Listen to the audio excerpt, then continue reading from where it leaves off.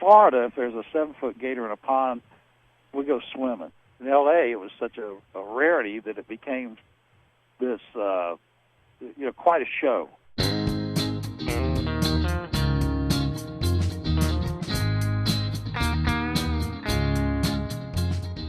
We're a very small strip of LA City property, and in our midst is Mikado Lake or Harbor Regional Park.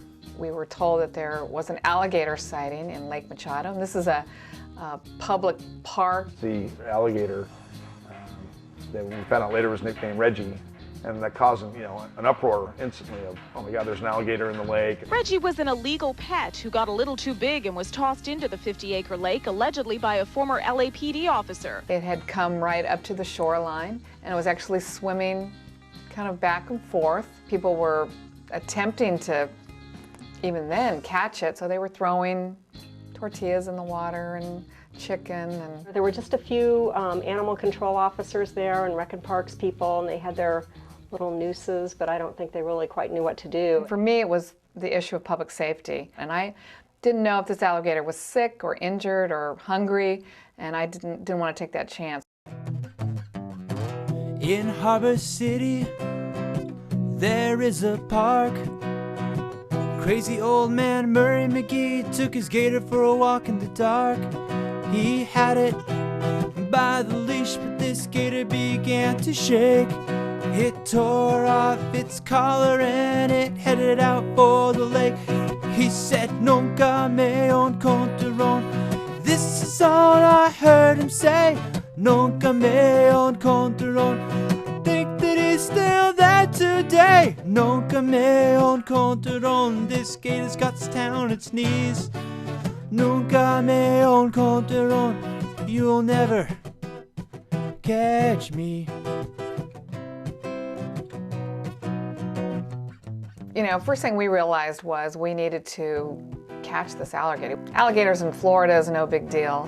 Alligators in Louisiana is no big deal, but apparently an alligator in Los Angeles made the evening news. So we actually were contacted by Jay Young from Colorado, who said he was a experienced gator wrangler. He showed up with a leather cowboy hat, a leather vest, and he actually had a necklace made out of alligator teeth.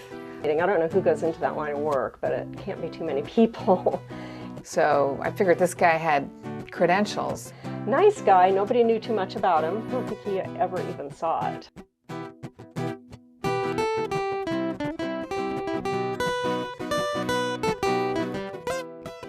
A couple weeks after that, Gatorland and Tim Williams decided they'd heard about it, and they were touting themselves as the real gator wranglers.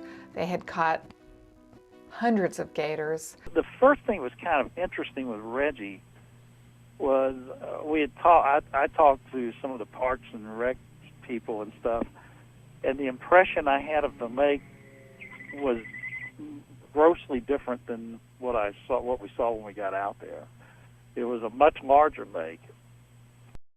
We didn't catch him. There ain't no bones about him. It's more difficult to catch than anybody suspected. We worked very hard at trying, and he beat us. He's a good gator.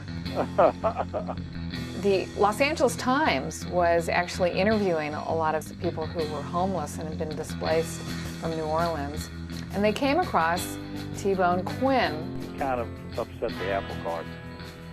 And he then said, I'm so grateful to Los Angeles for taking me in. I'm so grateful for shelter. I lost everything back in Louisiana. I have been known in my day to wrestle a few gators. And then they find out he doesn't even have insurance. We had plenty of insurance and stuff. Then they find out he's wanted and he gets extradited back to Georgia or Louisiana and put in jail. He was a felon. When we were first called in, there had already been several attempts by different amateur groups to try to catch Reggie, and he was quite frightened. The strategy we were hoping to do was be able to get close enough to him that we could put either a come-along over his neck or catch him in a net, because the only time we saw him was one time at night, and we couldn't get anywhere near him. crocodilians in one form or another have been around since before the dinosaurs. Because they've persisted for so long, you've got to appreciate, you know, the design features of them must work.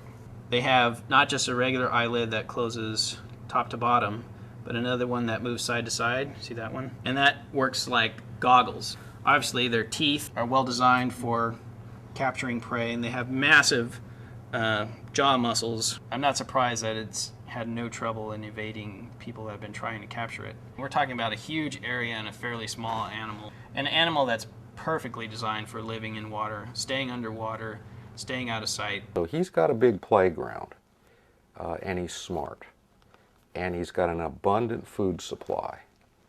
So it just depends on whether Reggie wants to become visible or not. I mean, they're pretty close to trying to catch the Loch Ness Monster. We adopted Reggie as an honorary resident of Harbor City, thinking that he gave us the most publicity, that he put us on the map. Kind of brought Harbor City closer together. From early morning until